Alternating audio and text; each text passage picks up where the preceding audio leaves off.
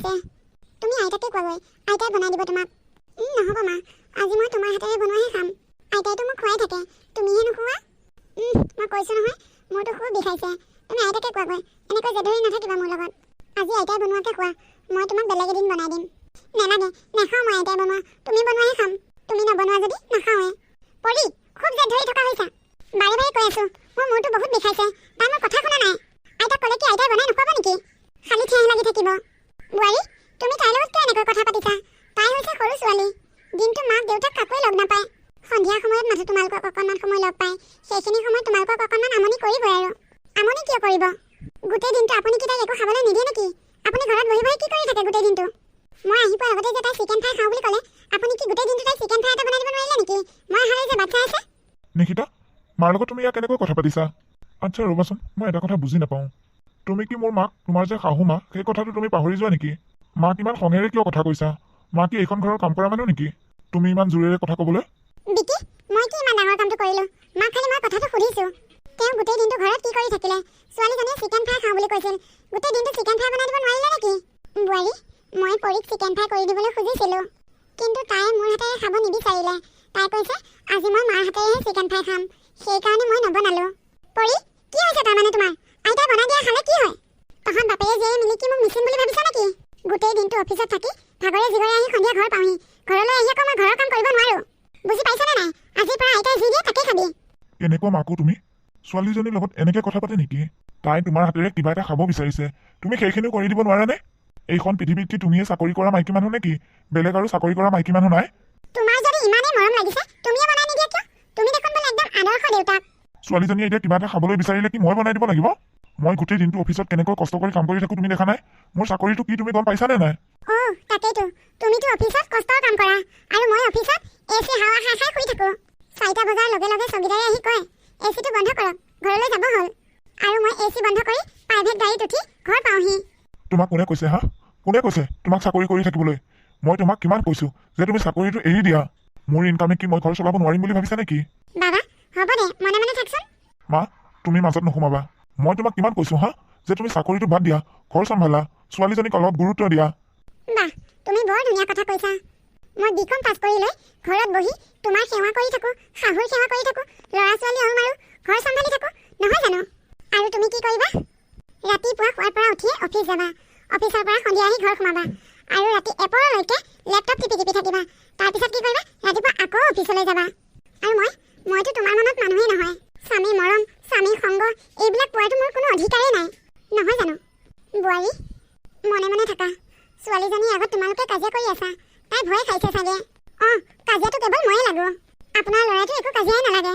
আপোনাৰ ল'ৰাৰ দুখবোৰতো আপোনাৰ চকুত নপৰে। মই যেতিয়া চাকৰি কৰা নাছিলোঁ, তেতিয়া আপোনাৰ ল'ৰালৈ কিমান অপেক্ষা কৰি আছিলোঁ দিনে ৰাতিয়ে। তেওঁ ৰাতিপুৱা অফিচলৈ যাব, দিনটো অফিচত থাকি সন্ধিয়া ঘৰ পায়হি, আৰু এপৰ ৰাতিলৈকে লেপটপ টিপিয়ে থাকে। আকৌ ৰাতিপুৱা হোৱাৰ লগে লগে অফিচলৈ যায়। মই তেওঁলৈ কিমান আশাৰে ৰৈ থাকোঁ। তেওঁ আহিব, আমাক শ্বপিং কৰিবলৈ নিব, ভাল ৰেষ্টুৰেণ্টত বহি কেতিয়াবা কিবা এটা খুৱাব। মনৰ আশাবোৰ মনতে থাকে। বন্ধৰ দিনটো পোৱাৰ লগে লগে গোটেই দিনটো শুই থাকে। তাৰমানে মই অফিচ যাব নালাগে, তোমাক ঘূৰাই লৈ ফুৰিব লাগে। তোমাক ঘূৰাই লৈ ফুৰিলে মোক কি অফিচে দৰমহা দিব নেকি? সেইখিনিও সাধাৰণ জ্ঞান নাই তোমাৰ। পৰি, তুমি ভিতৰলৈ যোৱা, ইহঁতে কি লাগে লাগি থাকক। তহঁতক আৰু কথা কৈ লাভ নাই, যি কৰ কৰি থাক। মা, মই কাজিয়া আৰম্ভ কৰিছোঁ নে তেওঁ কৰিছে? মোক আৰু কথাই নকবি, যেনেকৈ মাৰ তেনেকৈ মৰ। কি ক'লা তুমি? কাজিয়া মই আৰম্ভ কৰিছোঁ? প্ৰতিদিনাখনে কাজিয়া তুমি আৰম্ভ কৰা। অফিচৰ পৰা অহাৰ পিছত কেতিয়াবা তুমি মোৰ লগত ভালদৰে বহি দুআষাৰ কথা পাতি পাইছানে? কেতিয়াবা এগিলাচ পানী আনি মোক যাচি পাইছানে? খালি চব সময়তে ঘেন ঘেন পেন পেন খিট খিট খাট খাট এইবোৰেই। তুমি যে মোক তেনেকৈ কৈছা, কেতিয়াবা তুমি মোৰ লগত ভালদৰে এষাৰ কথা পাতি পাইছানে? কেনেকৈ পাতিম তোমাৰ লগত? তুমি দেখোন অফিচৰ পৰা অহাৰ পিছত মোক গুৰুত্বই নিদিয়া। মোবাইলটো লৈ খালি ফেচবুক, হোৱাটছআপ, আৰু লগত কথা পতা, তাৰ লগত কথা পতা, এইবোৰেই দেখোন। বিয়া হৈ অহা এবছৰলৈকে মইতো কেতিয়াও তেনেকুৱা কৰা নাছিলোঁ। কিন্তু ক'তা, তেতিয়াওতো তুমি মোক গুৰুত্বই নিদিয়া দেখোন। মোৰ ফালে চোৱা দেখোন তোমাৰ সময়েই নাই। দিন ৰাত চেষ্টা কৰি আছিলোঁ তোমাৰ লগত একেলগে থাকিবলৈ, মনৰ দুআষাৰ কথা পাতিবলৈ। তেতিয়াতো তোমাৰ সময় নাছিল মোৰ লগত ভালদৰে দুআষাৰ কথা পাতিবলৈ। মই নিজকে শক্তিশালী কৰি ৰাখিবলৈ, জীয়াই থাকিবলৈ মই মোবাইল ল'বলগীয়া হ'ল, মোবাইলত ব্যস্ত থকা হ'লোঁ। তেনেহ'লে এতিয়া মোৰ লগত কিয় আছা? এৰি দিয়া মোক এৰি থৈ গুচি যোৱা। তুমি তোমাৰ মোবাইল, লেপটপ, চাকৰি এইবোৰৰ লগতে থাকা। মোক কিয় লাগে তোমাক? এৰি দিয়া মোক। কথা ক'বলৈ আহে মোৰ আগত, নিজৰ দুখবোৰ দেখা নাপায়। মই ভালদৰে বুজি পাইছোঁ, এইজন কোনোদিনাখনে মানুহ হ'ব নোৱাৰিব, আৰু মোকো মানুহে জীয়াই থাকিবলৈ নিদিয়ে। চিৰিয়াখানাৰ জন্তু বনাই পেলাইছে মোক। হে ভগৱান, ৰক্ষা কৰিবা আৰু মোক। চিৰিয়াখানাৰ জন্তুবোৰো যদি অকণমান মুকলি মনে থাকিব পাৰে, মই থাকিব নোৱাৰা হৈছোঁ এই মানুহজনৰ লগত। কেইদিনমানৰ পিছৰ কথা। বাহ, গোটেই দিনটো অফিচত কাম কৰি আহিছাই, ঘৰতো আকৌ এতিয়া অফিচৰ কামেই। তুমি এটা কাম নকৰা কিয়? আমাৰ তিনিওজনীকে ঘৰৰ পৰা উলিয়াই দি তুমি এই ঘৰটো গোটেই অফিচেই কৰি নোলোৱা কিয়? অশান্তি লাগি যোৱা হৈছে আৰু। অশান্তি লাগিলেও উপায় নাই। কিবা দৰকাৰী কথা আছে যদি কোৱা, নাই যদি যোৱা ইয়াৰ পৰা, মোক কাম কৰিবলৈ দিয়া।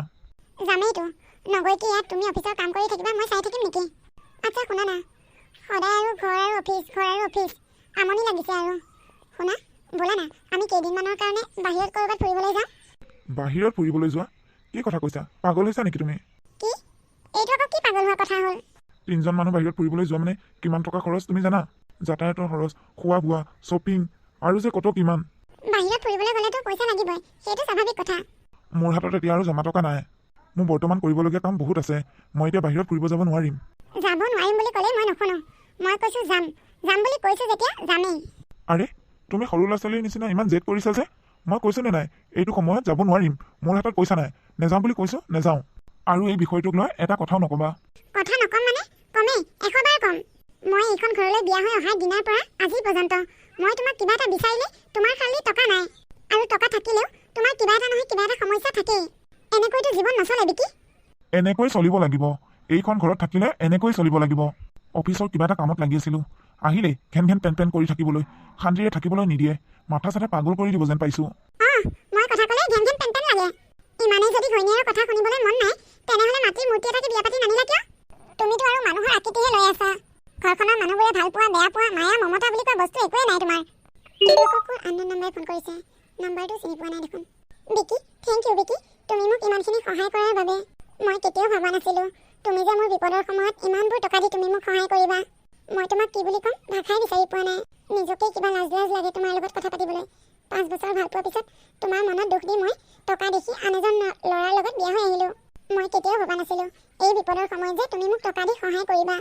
তুমি সহায় নকৰা হ'লে মোৰ আত্মহত্যা কৰাৰ বাহিৰে আন একো ৰাস্তাই নাথাকিলহেঁতেন। বিকি, তুমি কিয় একো মাত দিয়া নাই? মই কি কৈ আছোঁ শুনিছানে? হেল্ল' বিকি, শুনিছানে? দি আছোঁ আজি। মই ক'ৰবাত ফুৰিব যাব বিচাৰিলে, মই টকা খুজিলে তোমাৰ 1000টা প্ৰব্লেম। কিন্তু তোমাৰ 100 টকা বিচাৰিলে তোমাৰ কোনো আপত্তি নাই। লাখ টকা খৰচ কৰিব পাৰা নহয়। ঘৰত পত্নী সন্তান থকাৰ পিছত এক্সৰ সৈতে এনজয় কৰি ফুৰিবলৈ তোমাৰ লাজ লগা নাই? ইমান নিৰ্লজ্জ পানী তুমি। মই ভবাতকৈও বহু গুণেই তললৈ নামিলা তুমি। এতিয়াও এক্সৰ লগত ৰিলেশ্যনত আছা। তোমাক মোৰ স্বামী বুলি ক'বলৈ লাজ লাগিছে। নিশিতা, ভালদৰে কথাবোৰ নাজানাকৈ আজে বাজে কথা মোৰ আগত নক'বা। একদম চিঞৰ বাখৰ নকৰিবা, আৰু এটা শব্দও নকবা মোৰ আগত। চিঞৰ বাখৰ কৰিলেই সকলো সঁচা কথা মিছা হৈ নাযায়। অলপ আগতে তোমাৰ এক্সে ফোন কৰিছিল তোমাৰ মোবাইলত।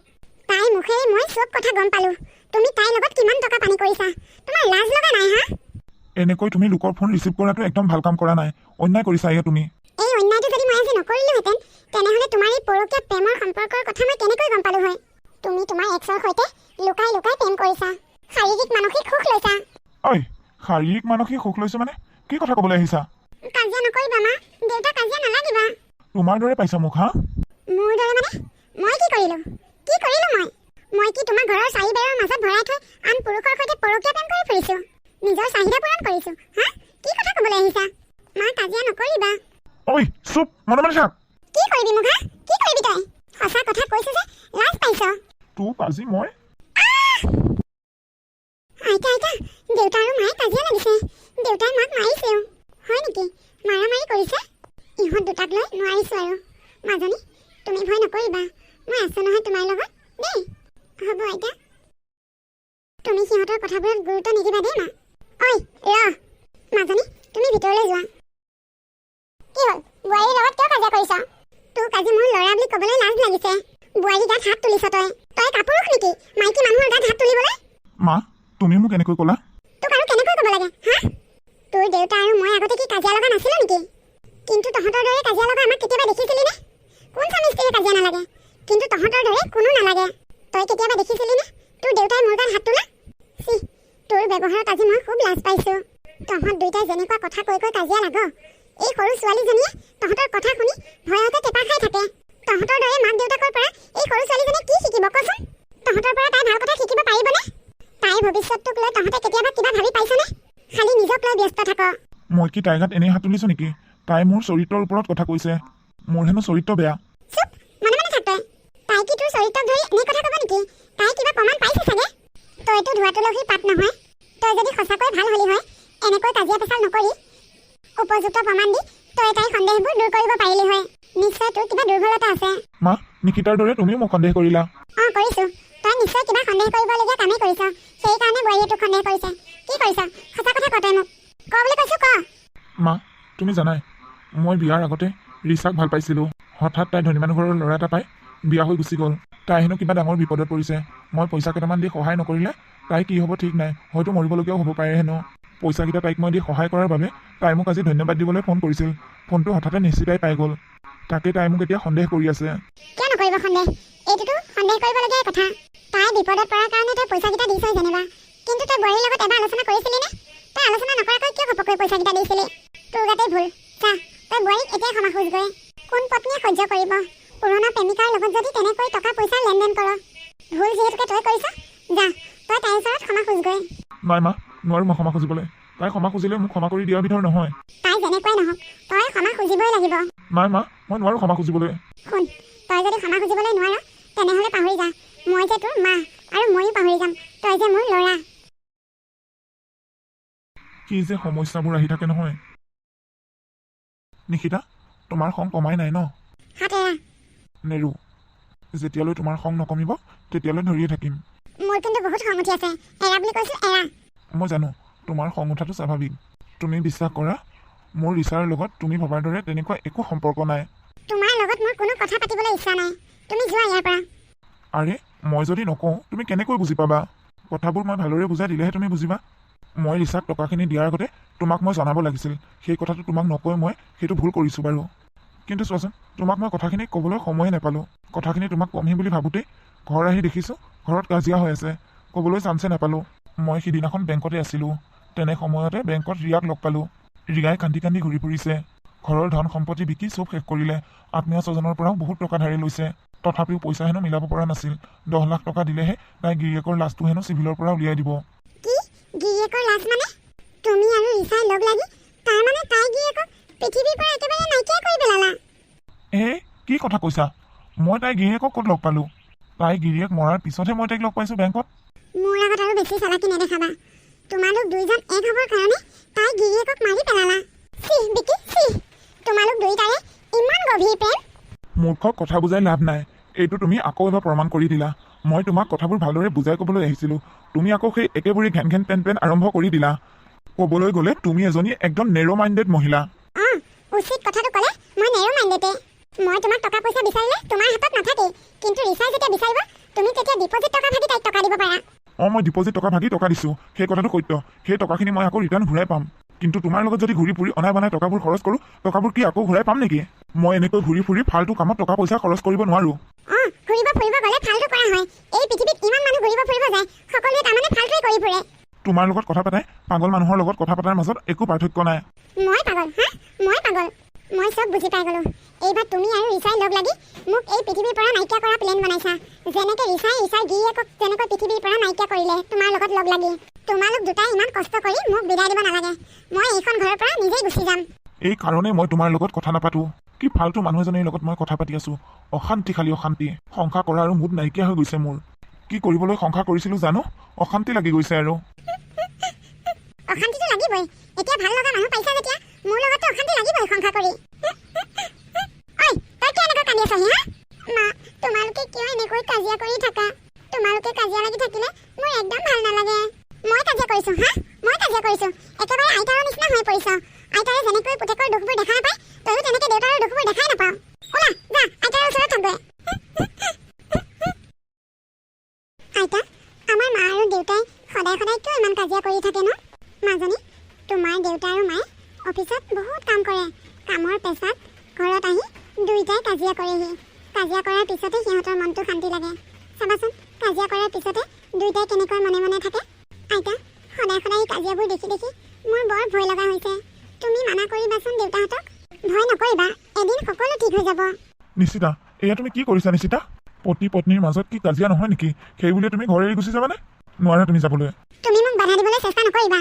মা, দেখিছানে মই তাইক কিমানবাৰ চৰি কৈছোঁ, তাই মোৰ কথাই নুশুনে, ঘৰ এৰি যাবলৈ ওলাইছে। মা, তুমি আমাক এৰি নাযাবা। দেউতাই আৰু তোমাৰ লগত কেতিয়াও কাজিয়া নকৰে।